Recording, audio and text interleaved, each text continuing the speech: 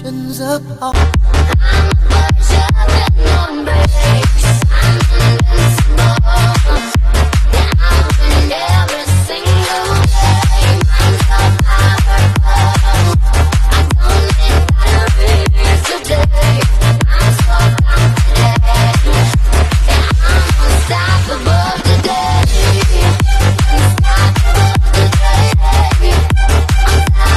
Channel और आज का हमारा टॉपिक है नोट्स। सो मैंने इस टॉपिक को 5 कैटेगरीज में डिवाइड कर दिया है। How to make aesthetic notes, why we make notes, what is a correct method to make notes, how notes help in exams, इसमें सिंपल बात है, इतना टफ नहीं है। and notes help in remembering and learning. So let's start.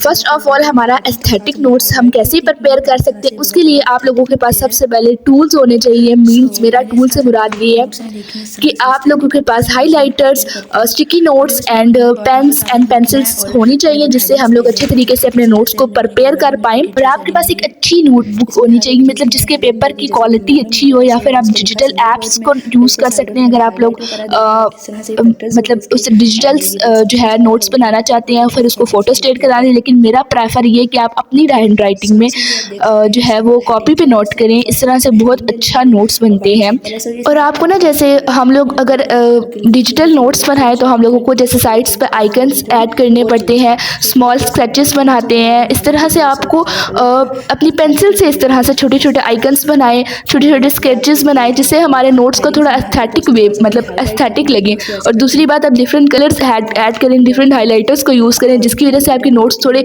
आपको remember मतलब याद करने में ईजी लगे।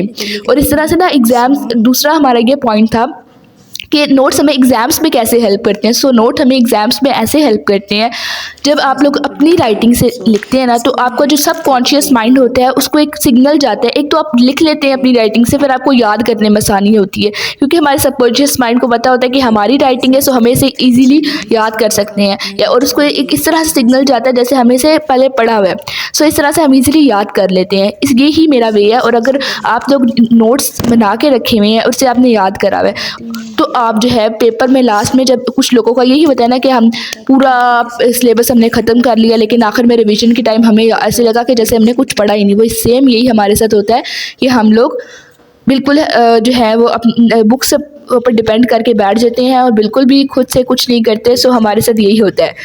और इसके लिए मैं आप लोगों को ये सजेशन दूंगी कि आप लोग खुद से नोट्स प्रिपेयर करें।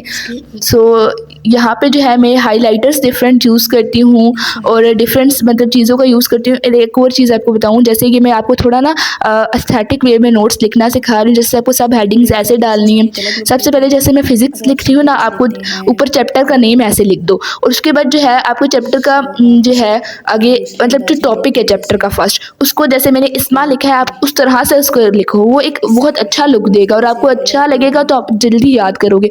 मतलब जब हमें कुछ स्टडी को ना ऐसा बोझ ना समझे, आप लोग ऐसा एंजॉय समझे। कुछ लोग होते हैं स्टडी को बोझ समझ के करते हैं। सो मेरे ये आपको लिए यही सजेशन है कि आप लोग स्टडी को एंजॉय करो। सो इस तरह से हम लोगों को एक अच्छा वे मिलता है हाउ टू हम कैसे स्टडी करें। तो सबसे पहले आपको नोट्स को प्रिपेयर करना पड़ेगा। लेक्चर लो, नोट्स प्रिपेयर करो और अच्छे तरीके से बस फिर पढ़ो। और ये जो कॉपी में लिख रही हूँ ना, इस तरह से आप बाकी जो इंपॉर्टेंट कीवर्ड्स हैं, इस तरह से आप प्रिपेयर कर सकते हो और उसको हाईलाइट कर सकते हो, या फिर आप डबल और जो सब हेडिंग्स होती हैं उसको आप बड़े लेटर्स में लिख सकते हो। इसके भी ना आगे से बहुत सारे मेथड होते हैं। एक सेंटेंस मेथड होता है, एक चार्ट मेथड होता है, एक आउटलाइन मेथड होता है, और एक होता है माइंड मैप। और इस तरह से आप इन मेथड्स को अगर यूज़ करें, तो मैं आपको एक मेथड का बता देती हूँ, माइंड मैप। मतलब आप लोग जो है वो एरोज़ का यूज़ करो, कलर्स का यूज़ करो डिफरेंट, और अपने माइंड के अकॉर्डिंग। मतलब माइंड मैप का इसका यही मतलब है, जैसे एक पैराग्राफ होता है, एक टॉपिक पैराग्राफ के वे में होता है। सो आप लोग उसे उस टॉपिक को जो है हेडिंग्स में ब्रेकआउट करो, इसे माइंड मैपिंग कहते हैं। और चार्ट मैथिंग मेथड कहते हैं, कॉलम्स एंड रोज में डिवाइड कर देना अपने जो है और इस तरह से टॉपिक को, और नंबर्स दे के सेंटेंस लिखना।